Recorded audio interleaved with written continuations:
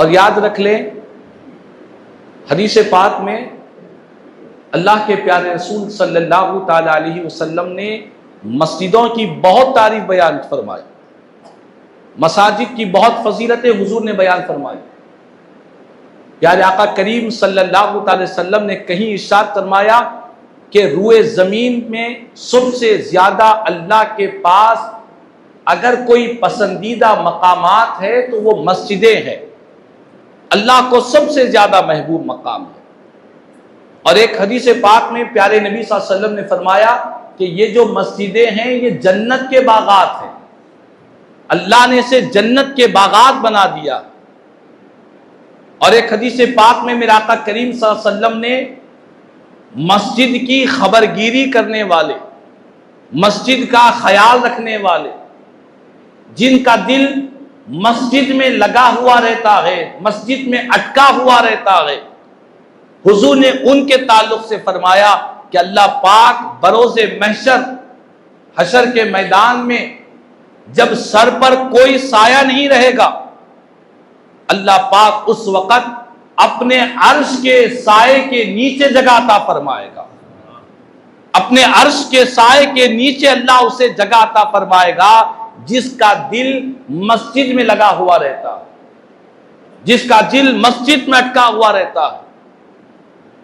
اور ایک یہاں تک کہ میرے آقا کریم صلی اللہ علیہ وسلم نے فرمایا کہ مومن کی مثال مسجد میں ایسی ہے، مومن کی مثال مسجد میں ایسی ہے جیسے مچھلی پانی میں رہا کرتی ہے۔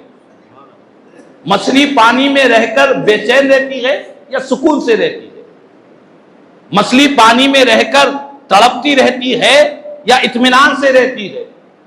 تو آپ اور ہم کہیں گے کہ مچھلی کو اگر پانی سے باہر نکالیں گے تو مچھلی بے چین رہتی ہے، تڑپتی ہے، لیکن مچھلی پانی کے اندر جس طرح سکون سے اطمینان سے رہتی ہے ویسے ہی مومن مسجد میں اطمینان سے رہا کرتا ہے۔ مسجد میں آنے کے بعد مومن کو بے چینی نہیں ہوتی، یہ حضور نے بیان فرمایا۔ اور اس کے برخلاف آقا کریم صلی اللہ علیہ وسلم نے فرمایا منافق کی مثال مسجد میں، جو منافق ہے اس کی مثال مسجد میں ایسی ہے جیسے ایک پرندہ پنجرے میں رہا کرتا۔ پرندہ پنجرے میں کیسا بے چین رہتا ہے، کبھی یہاں جھانکتا ہے کبھی وہاں جھانکتا ہے تاکہ مجھے موقع ملے گا تو میں فوراً نکل جاؤں، فوراً باہر نکل جاؤں۔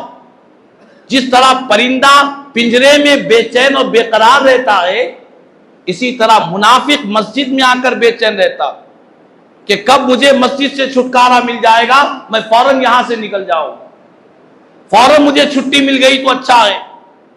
منافق مسجد میں بیٹھنے کو پسند نہیں کرتا، اس کے برخلاف مومن مسجد میں ایسا رہتا ہے جیسا مچھلی پانی میں رہا کرتی ہے۔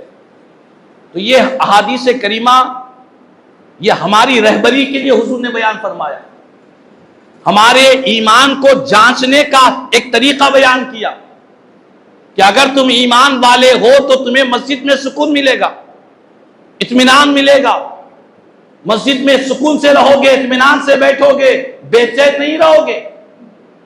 لیکن آج بڑے افسوس کے ساتھ ہم لوگوں کو دیکھتے ہیں کہ مسجد میں آتے تو ہیں لیکن نکلنے کی بڑی جلد بازی ہوا کرتی۔ خاص طور پر آپ جمعہ کے دن دیکھ لیں، ہمارے پاس اکثر و بیشتر جمعہ کی نماز پڑھتے ہی لوگ بڑی تیزی سے مسجدوں سے باہر نکلتے اور باہر جا کر کوئی بڑا کمال نہیں کرتے، کوئی بڑا خصوصی کام نہیں کرتے، باہر نکل کر کوئی چوراہے پہ کھڑے رہے گا، کوئی گھر میں بیٹھ کر دنیاوی گفتگو میں لگے رہے گا، باہر کھڑے رہے گا، لیکن مسجد کے اندر بیٹھنے کے لیے شیطان اس کا نفس اسے بیٹھنے نہیں دیتا۔ بے چین رہتے ہیں مسجد میں، کیسے باہر نکل جائے، کب خطبہ ختم ہو جائے، کب امام صاحب بیان ختم کرے، کب نماز ختم ہو جائے، ہم باہر نکل جائیں گے تو ہم کو سکون ملے گا۔ ہاں، انسان کی مجبوری ایک الگ چیز ہے، کسی کو یورین پرابلم ہے، کسی کو بھوک لگ رہی ہے، کسی کو ضروری کام ہے، وہ اپنی جگہ ہے، مگر میں یہ بات ان لوگوں سے ہٹ کر کہہ رہا ہوں جو عمومی مزاج بنا ہوا ہے، عام مزاج بنا ہوا ہے، بغیر کسی کام کے، بغیر کسی ضروری کام کے مسجد سے باہر نکلنے کی زیادہ فکر ہوا کرتی ہے۔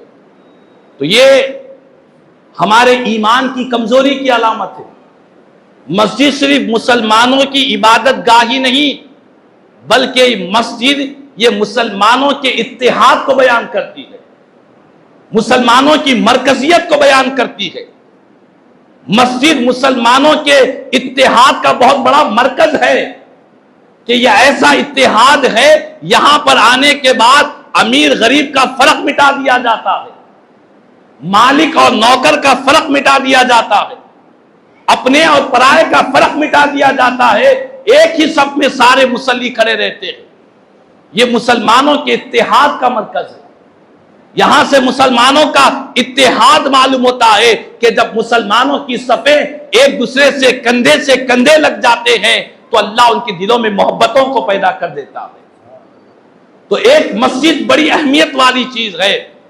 اور یاد رکھ لیں، جب بات مسجد کی آئی، کیونکہ اس مہینے کی 29 تاریخ کو، جمادی الاولیٰ کی 29 تاریخ کو، ہمارے حیدرآباد دکن کی سرزمین کے ایک عظیم علمی روحانی شخصیت، دنیا جن کو شیخ الاسلام، عارف باللہ، عاشق رسول اللہ، امام محمد انوار اللہ فاروقی رحمت اللہ تعالیٰ علیہ، بانی جامع نظامیہ کے نام سے ساری دنیا یاد کرتی ہے، اسی مہینے کی 29 تاریخ کو آپ کا وصال مقدس ہوا اور جمعرات کے دن آپ کے عرس شریف کی تاریخ ہے۔ تو آپ مسجد سے اتنی محبت کرتے، مسجد سے اتنا پیار کرتے، مسجد سے اتنی عقیدت رکھتے کہ آپ نے نہ صرف حیدرآباد میں مساجد کی تعمیر کرائی، بلکہ ہندوستان کے کونے کونے میں، بلکہ ہندوستان کے علاوہ دوسرے ملکوں میں بھی آپ نے مسجدوں کو تعمیر کروایا۔ کون سے ملک؟ تاریخ کی کتابوں میں ملتا ہے کہ بصرہ جو ہندوستان کے باہر کا شہر ہے، وہاں پر آپ نے مسجد کو تعمیر کروایا۔ آسٹریلیا جو ایک دوسری کنٹری ہے، اس آسٹریلیا کی سرزمین پر بھی بانی جامع نظامیہ نے یہاں سے مسجد کو تعمیر کروانے کا حکم عطا فرمایا۔ تو دیکھیں مسجدوں سے کیسی محبت کی اللہ والوں کو۔ یہ نہیں دیکھتے کہ یہ ہماری مسجد ہے، یہ تمہاری مسجد ہے، یہ ہمارے محلے کی، وہ تمہارے محلے کی ہے، ایسا کوئی تعصب نہیں ہوتا، بلکہ مسجد کا مطلب یہ ہے، اس میں ہمارا تمہارا میرا تیرا کی بات نہیں ہوتی، یہ اللہ کا گھر ہوا کرتا ہے۔ یہاں پر مسلمانوں کو عقیدتوں کی اور محبتوں کی اتحاد کی تعلیم دی جاتی ہے۔ تو اسی لیے آج ضرورت اس بات کی ہے کہ آج ہم مسلمانوں کا جو رشتہ اللہ کے گھر مسجد سے ہونا چاہیے، وہ بہت کمزور ہوتا چلا جا رہا ہے۔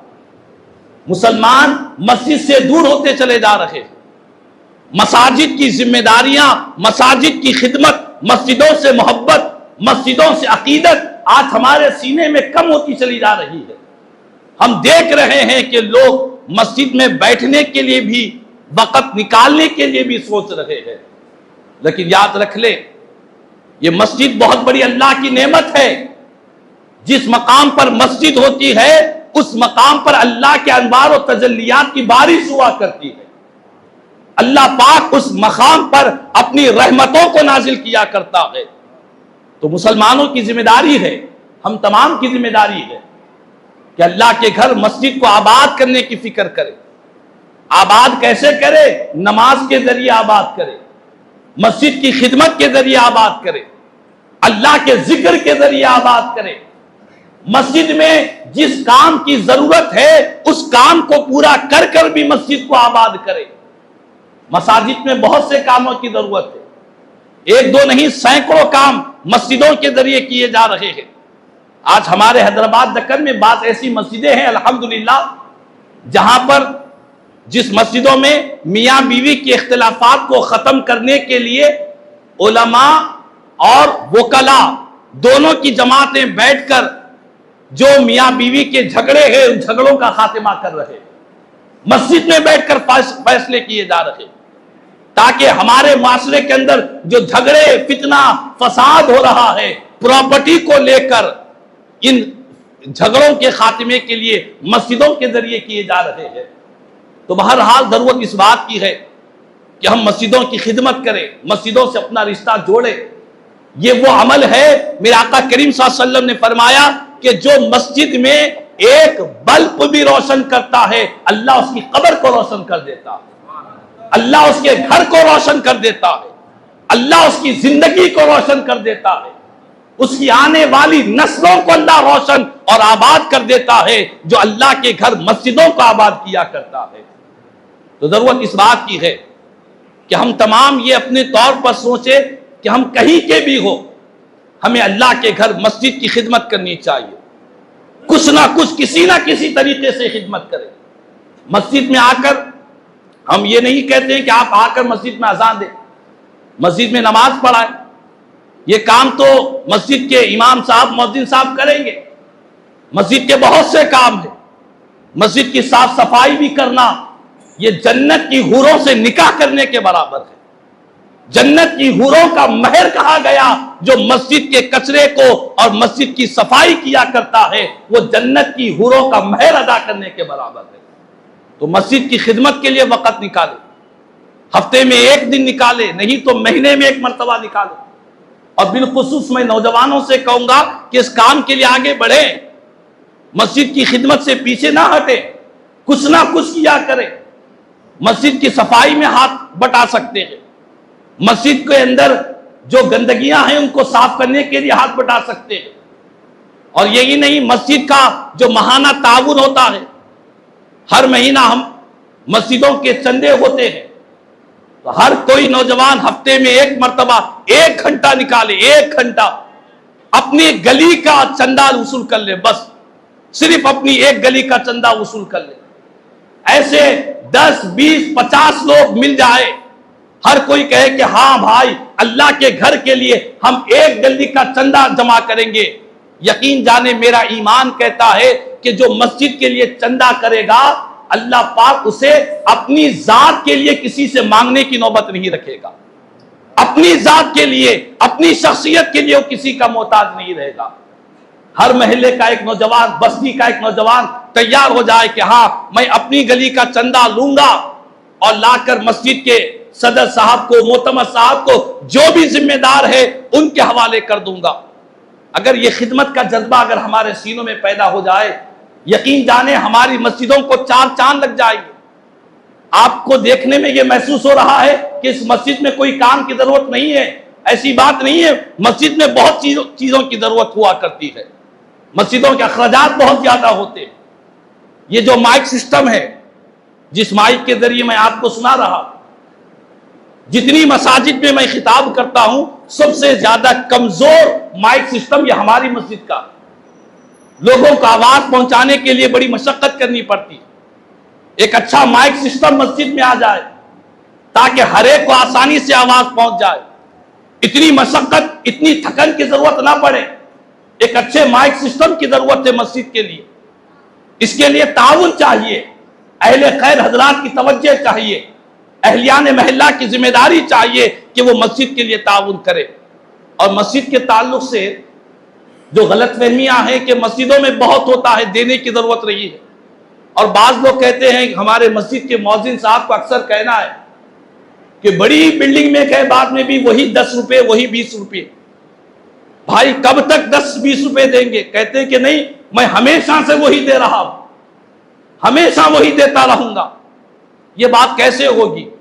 آج سے 10 سال پہلے انسان کی جو کمائی تھی کیا آج وہی کمائی ہے، وہی اخراجات ہے؟ 10 سال پہلے اگر انسان مہینے کو 2000 کماتا تھا تو آج 10,000 کما رہا. لیکن دینے کی جب بات آتی ہے 10-20 روپے اللہ کے گھر کے لیے، مسجد کے لیے، 10-20 روپے میں کیا ہونے والا؟ اور آ کر مؤذن صاحب لینا، ہر گھر پر کھٹکا مار کر لینا، یہ بڑی افسوس کی بات ہے. تو میں ہمارے مصلیان مسجد سے کہتا ہوں کہ خدا را آپ جب بھی آئے اپنا خصوصی تعاون دینا ہو مسجد کے ذمہ داروں کے حوالے کریں. آپ کے گھر پر آنے کی نوبت نہ آئے، اللہ اس کا بھی آپ کو اجر عطا فرمائے گا.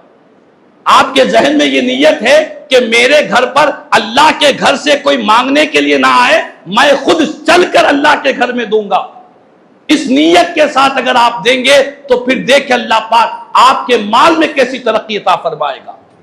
ہماری زندگیوں کو اللہ آسان فرما دے گا۔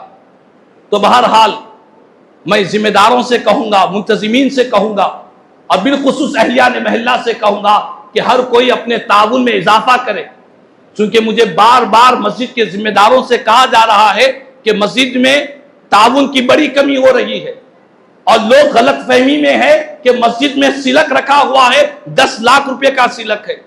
یہ بات مجھے لوگوں نے کہا ہے، اس غلط فہمی کو ختم کرے جائے، مسجد کے لیے تعاون کرے۔ اور بہتر یہ ہے کہ میں سارے مساجد کے ذمہ داروں سے جہاں بھی جاتا ہوں کہتا ہوں کہ مسجد کا جو جمعہ چندہ ہوتا ہے یا ماہانہ جو چندہ ہوتا ہے وہ مسجد کے بورڈ پر لکھ دیا جائے، جو آ رہا ہے وہ بھی لکھے، جو جا رہا ہے وہ بھی لکھے، تاکہ لوگوں کو یہ غلط فہمی میں مبتلا نہ رہے کہ مسجد میں بہت رکھا ہوا ہے، ان کو دینے کی ضرورت نہیں ہے۔ یہ لوگوں کی غلط فہمی دور ہو جائے، تاکہ لوگ غلط فہمی سے بچیں، معلوم ہو جائے کہ مسجد میں کتنا آ رہا ہے، کتنا جا رہا ہے، اور کتنا بچا ہوا ہے۔ اگر یہ انتظام ہو جائے گا تو یقین جانیں ہمارے دلوں میں بھی مسجدوں کی اہمیت معلوم ہوگی۔ بہرحال وقت کی بڑی قلت ہے، تمام مصلیان مسجد اہلیان محلہ سے گزارش ہے کہ خدا را ہر جمعہ کو آتے ہیں خصوصی تعاون مسجد کے ذمہ داروں کو دے، اپنا تعاون کو بڑھائے، اور کچھ لوگ تیار ہو کہ ہر گلی سے ایک نوجوان یا ایک کوئی جوان ہو یا ضعیف ہو، کوئی بھی ہو، ایک فرد ہر گلی سے چندہ لے کر مسجد میں لا کر پہنچا دے، تاکہ ہمارے مؤذن صاحب کی جو اکثر طبیعت کبھی ناساز رہ رہی ہے، کب تک وہ گلی گلی پھرتے رہیں گے، لوگوں سے چندہ جمع کرتے رہیں گے۔ اہلیان محلہ توجہ دے، اور تھوڑی سی ہماری توجہ اللہ کے گھر کے لیے ہو رہی ہے، مسجد کے لیے ہو رہی ہے، تو اللہ کے پیارے رسول فرماتے ہیں جو مسجد کی قبر گیری کرتا ہے، مسجد کا خیال کرتا ہے، تم اس کے ایمان کی گواہی دے دو، وہ مومن ہے، ایمان والا ہی ہے۔ اللہ تعالیٰ سے دعا ہے کہ اللہ پاک جو کچھ بھی کہا گیا سنا گیا، کہنے سننے سے زیادہ مجھے اور ہم تمام کو عمل کی توفیق عطا فرمائے، اور ہم تمام کو اللہ کے گھر مسجد سے ہمارے رشتے کو اللہ مضبوط رکھے، اور ہمیں اخلاص و للہیت کے ساتھ دین اسلام کی، شریعت کی خدمت کی توفیق عطا فرمائے۔ کہنے سننے سے زیادہ مجھے اور ہم تمام کو عمل کی توفیق عطا فرما، آمین ثم آمین۔ خدا الحمدللہ رب العالمین وما